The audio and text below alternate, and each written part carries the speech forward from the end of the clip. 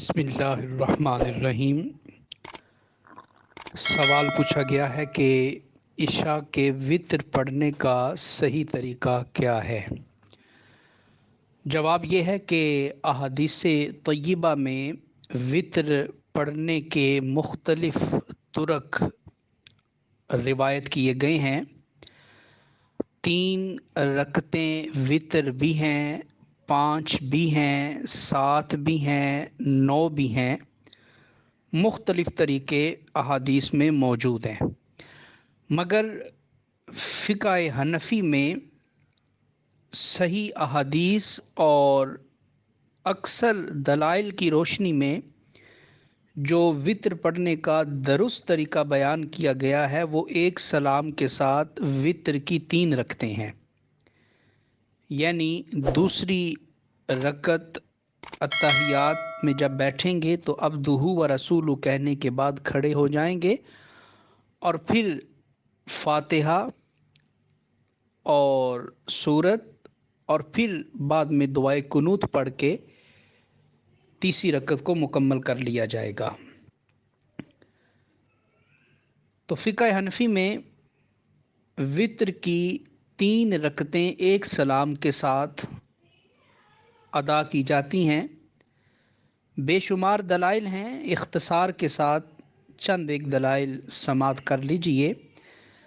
دارقطنی کی جلد 2 صفحہ 27 پہ یہ حدیث موجود ہے۔ حضرت ابن مسعود راوی ہیں کہ نبی کریم صلی اللہ علیہ وسلم سے روایت کرتے ہیں، وتر اللیل ثلاث کا وتر النہار صلاۃ المغرب۔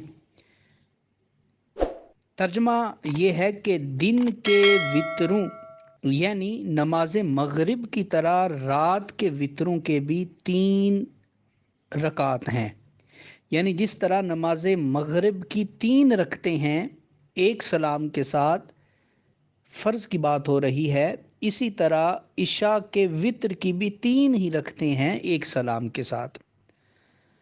صحیح بخاری اور صحیح مسلم کی متفق علیہ حدیث ہے جس کو حضرت ابو سلمہ روایت کرتے ہیں، انہ سأل عائشہ، انہوں نے حضرت ام المؤمنین عائشہ صدیقہ سے پوچھا، کیف کانت صلاۃ رسول اللہ صلی اللہ علیہ وسلم فی رمضان، کہ رمضان میں رسول اللہ صلی اللہ علیہ وسلم کی نماز کیسے ہوتی تھی؟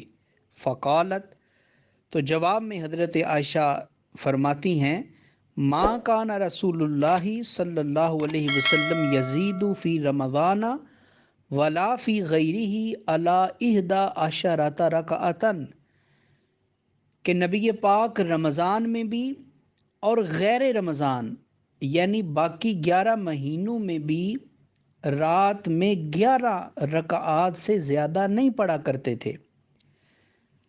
فلا تسل عن حسنہن وطولہن، اور وہ 4 رکعتیں کتنی خوبصورت ہوتی تھیں، آپ کہتی ہیں کہ تم ان کی خوبصورتی اور ان کی طوالت کے بارے میں نہ پوچھو۔ ثم یصلی 4، اور پھر حضور 4 رکعتیں ادا کرتے، فلا تسل عن حسنہن وطولہن، اور وہ بھی اتنی خوبصورت نماز ہوتی تھی اور اتنی لمبی نماز ہوتی تھی، تم اس کے بارے میں مت پوچھو۔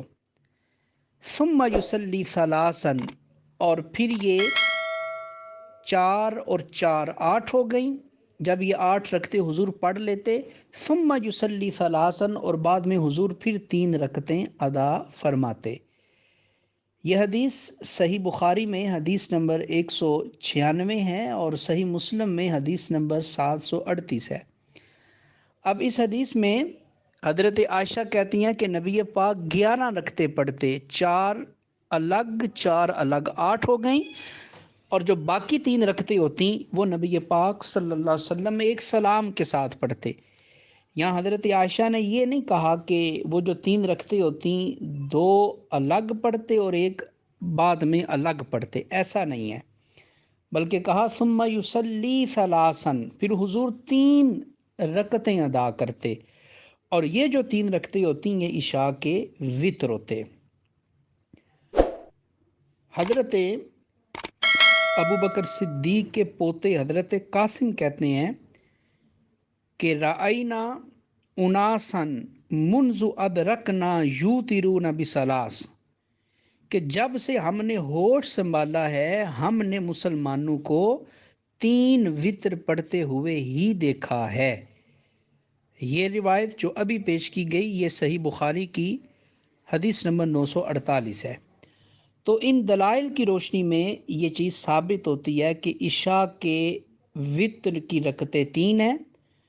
دوسری رکعت کے بعد اتحیات بیٹھیں گے، عبدہ و رسول کہنے کے بعد کھڑے ہو جائیں گے، فاتحہ پڑھیں گے، 7 سورت ملائیں گے، پھر تکبیر کہہ کر بعد میں دعائے قنوت پڑھیں گے، اللہم انا نستعینک۔ اور یہ جو دعائے قنوت ہے یہ حدیث کی کتاب ابن ابی شیبہ میں موجود ہے، حدیث نمبر 6893۔ تو یہ طریقہ ہے عشاء کے وطر پڑھنے کا، واللہ اعلم بالصواب۔